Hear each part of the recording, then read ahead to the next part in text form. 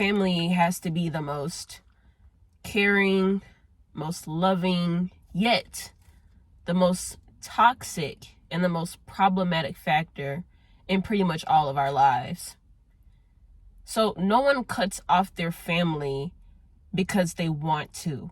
No one wants to cut off someone they truly love and care about. But we do it because we have to. We do it to protect our mental health.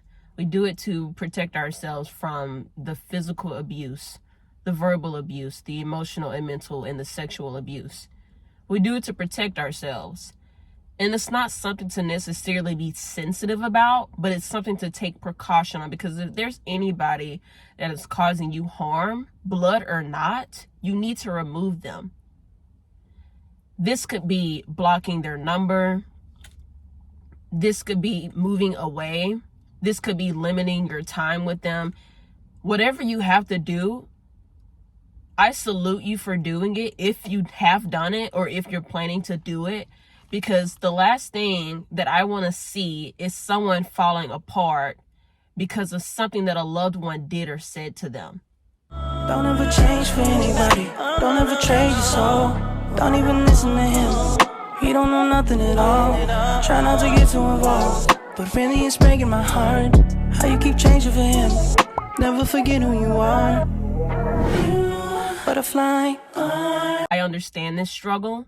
You'll never understand what it's like unless you've gone through it yourself. I've tried explaining this to people that don't get it, and they just don't get it.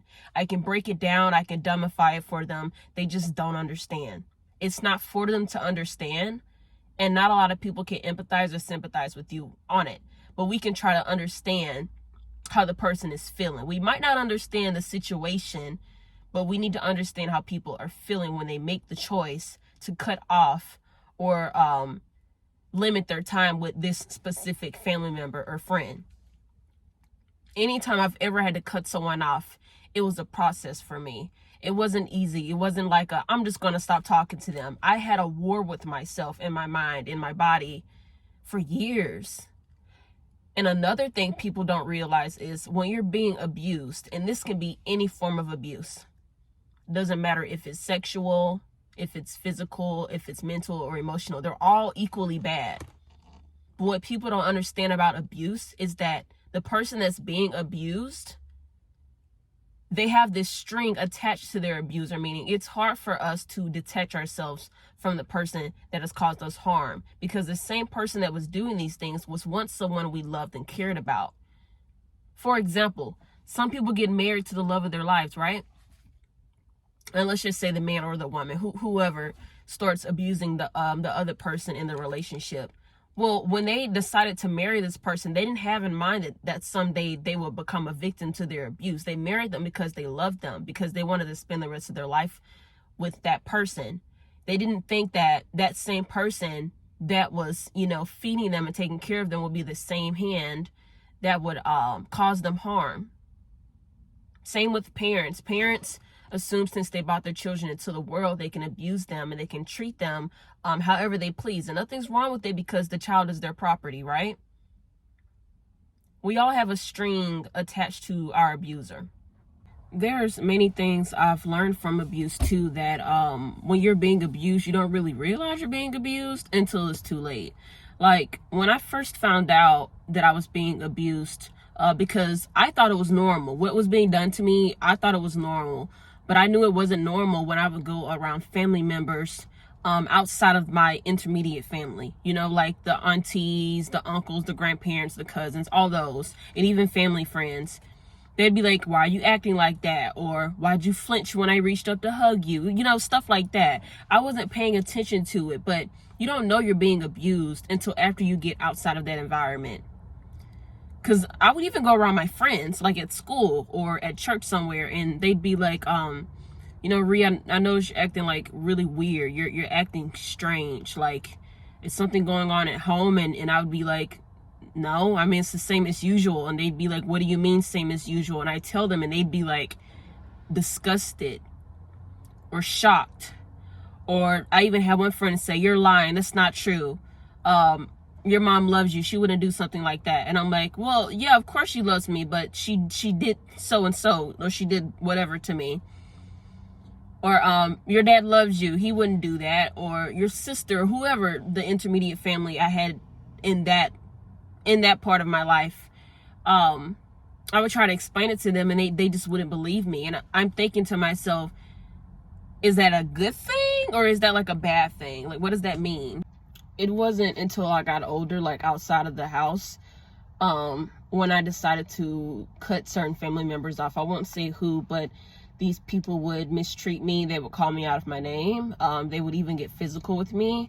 There was some sexual abuse in there as well. There was a lot of emotional neglect. The list goes on, and I would tell people, just like I said earlier, I would tell people these things, and they would either not believe me, they'd be disgusted, or some of them would even cry. Like, how could someone that young go through something like that? Like, are you okay? And I had a lot of responses to it. Really, cutting them off was my best option. But like I said, I didn't want to do those things. I didn't want to avoid their phone calls. I didn't want to block their numbers. I didn't want to avoid them when I see them in public. I didn't want to do any of that stuff. I didn't want to just completely cut them out of my life. But I did that to protect myself, because what I noticed, and I remember mentioning this in another video, I noticed that my mental health, my emotional health, and my physical health was all going down the drain. I was terribly sick. And I do remember the doctor saying this was caused by stress. And a lot of people see stress as just something, you know, that worries you at work, or maybe a relationship, or it can be something completely traumatic. For me, it was trauma. And it's like it festered. It came in the form of a sleeping disorder. My hair was falling out. I lost lots of weight, and then I gained a lot of weight. I was sick. If stress puts you in the bed for that long, that is not good. That's not normal. Stress itself doing that, like not a medication, not some form of PTSD, not an incident or an accident. I mean, like the actual thing that is stressing you. It's not normal for it to stress you to the point where you're bedridden. That's not normal. I noticed that when I cut them off, my physical and my mental health, it escalated immediately. When I tell you I was shocked at how good I felt, but guess what? I was guilty.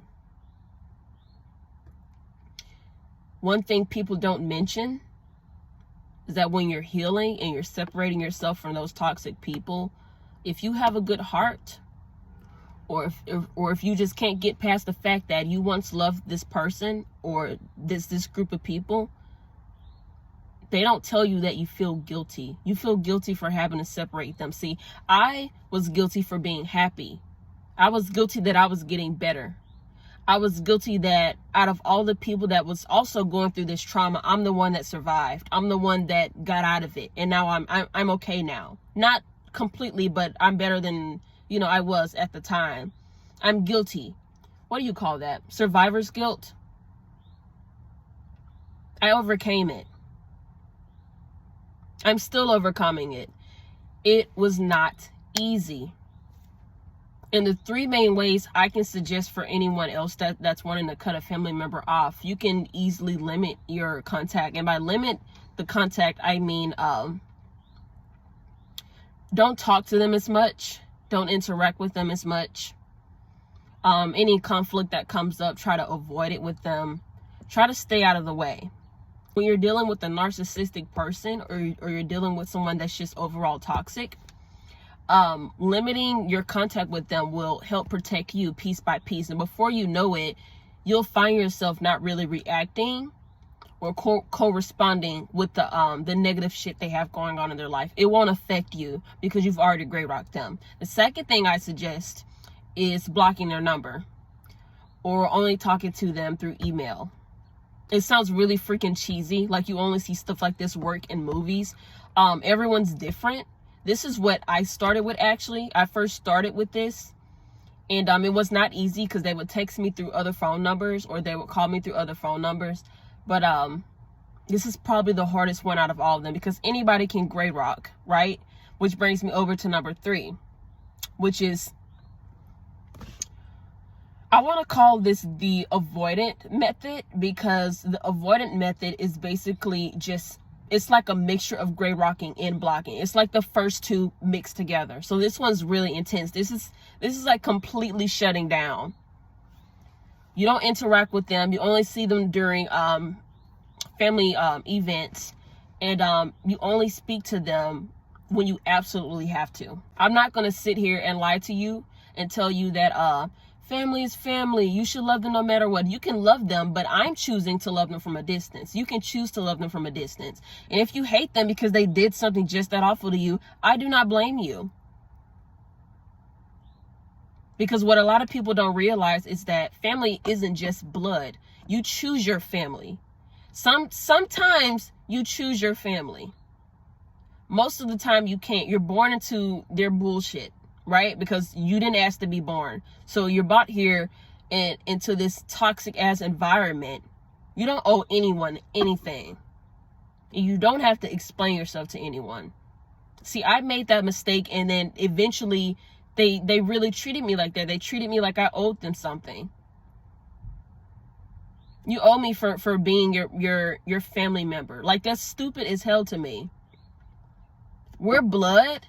But the last time I checked, the main people and the first people to ever break my heart and to ever hurt me or put me in harm's way or put me in a really bad situation that even I couldn't get myself out of, the first person or the first people to do that was family. My first heartbreak was from a family member.